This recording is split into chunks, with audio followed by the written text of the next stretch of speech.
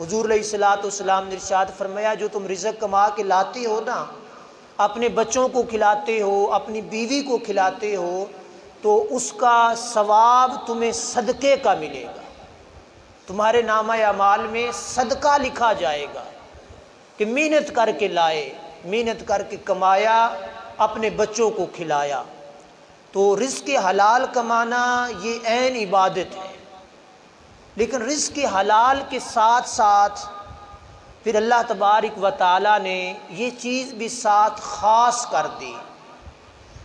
فرمایا کہ وہ لوگ جن کا مال تجارت اور جن کی خرید و فروخت اللہ کے ذکر سے ان کو غافل نہ کرے، وہ مرد ہیں۔ اب ہم لوگوں نے اپنے تائیں اپنے من کے اندر جھانک کر اس چیز کا بھی مطالعہ کرنا ہے۔ رزق کما کے لانا، بیوی بچوں کو کھلانا، یہ صدقہ ہے، لیکن ساتھ ہی یہ چیز فرما دی کہ وہ رزق، وہ تجارت، وہ محنت مزدوری اس انسان کو اللہ کے ذکر سے غافل نہ کرے،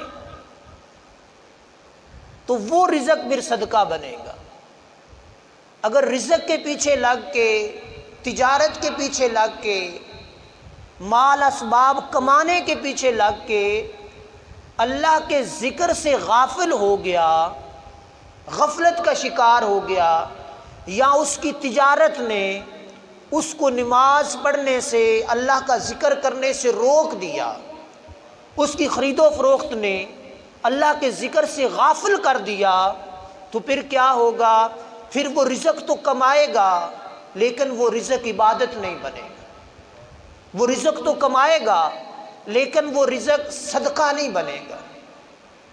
حضور علیہ الصلوۃ والسلام نے ارشاد فرمایا جو بندہ فجر کی نماز پڑھتا ہے نا، فجر کی نماز پڑھ کے کھیتی باڑی میں چلا جاتا ہے، کام کاج میں محنت مزدوری پہ چلا جاتا ہے، زور تک وہ محنت مزدوری کرتا ہے اور زور کی نماز جماعت کے ساتھ ادا کر لیتا ہے، تو اس کا وہ سارا کام جو اس نے کیا، منجی لائی، پانی لایا، گداڑ کیتا، یہ کام اپنے ہیں نا ہمارے، تو یہ سارا عمل اس کا کیا ہوگا؟ وہ ثواب کے زمرے میں آ جائے گا۔